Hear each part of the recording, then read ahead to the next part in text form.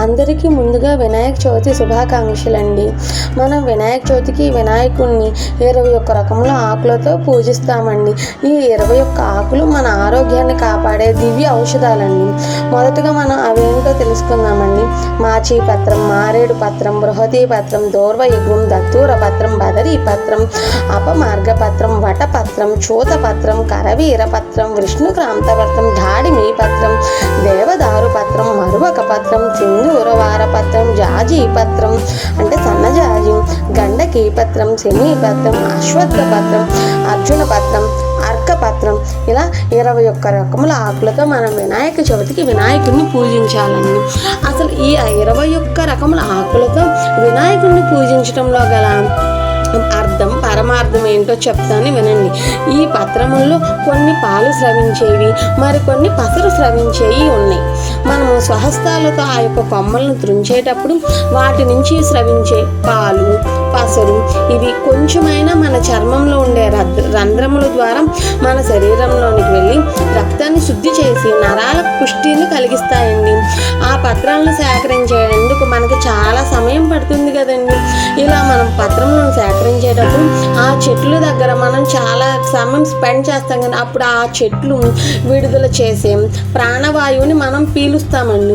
మామూలుగా సహజంగా మన చుట్టూ ఉండే మొక్కలు విడుదల చేసే ప్రాణవాయువు కన్నా ఇలాంటి ఔషధ గుణములు ఉన్న మొక్కలు విడుదల చేసే ప్రాణవాయువు చాలా మంచిదండి. దీనిలో మృత్యుకారక అపమృత్యు కారకాలు ఉంటాయండి. అంటే ఏమీ లేదండి, మన ఆరోగ్యాన్ని పెంచే కారకాలు ఉంటాయి. ఇప్పుడు మనం ముక్కు ద్వారా పీలుస్తాం కదండి, అవి విడుదల చేసే ప్రాణవాయువు. అవి పీల్చినప్పుడు మన శ్వాసకు సంబంధించిన ప్రాబ్లమ్స్ ఏమన్నా ఉన్నాయి అనుకోండి, మనకి ఈ మృత్యుంజయ కారకాల వలన మనకి శ్వాస సంబంధమైన వ్యాధులు అనేవి తగ్గుతాయండి, మనల్ని వదిలేసి వెళ్ళిపోతాయి. ఇది ఆరోగ్యపరమైన కారణం అండి. ఇలా కాకుండా మరొక కారణం చెప్తాను చూడండి.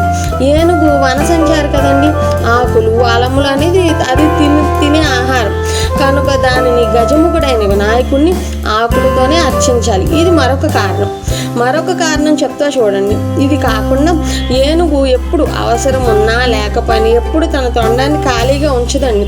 ఎప్పుడు ఏదో ఒక తీగనో కొమ్మనో లాగుతూనే ఉంటుంది. అలాగనే గజముఖుడైన వినాయకుడు మన మనోవన సంచారంలో ఆయన అంకుశం లాంటి తన తొండముతో మన మనస్సులోని కల్ముష భావములు అనే కలుపు మొక్కలను సమూలంగా పీకేసి తన మోదక ప్రసాదములతో మన బుద్ధిని పవిత్రం చేసి ఆనందమయ మార్గంలో మనల్ని నడుపుతాడండి. ఇది ఆధ్యాత్మిక కారణం. అందుకని కృతజ్ఞతగా మనం వినాయకుడికి ఇష్టమైన పత్రములతో ఆయన్ని పూజిస్తామండి.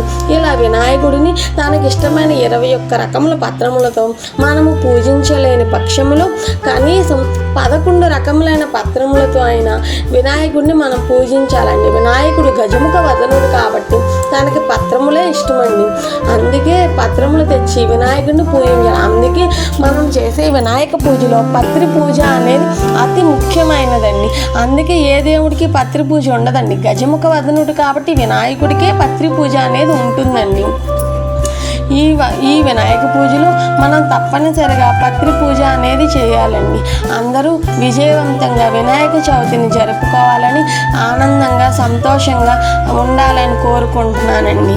ఇదే ఈరోజు నేను ఇచ్చే మేఘ సందేశం అండి. అందరూ ఆరోగ్య ఐశ్వర్యములతో తొలతూగుతూ సంతోషంగా ఉండాలని కోరుకుంటున్నానండి.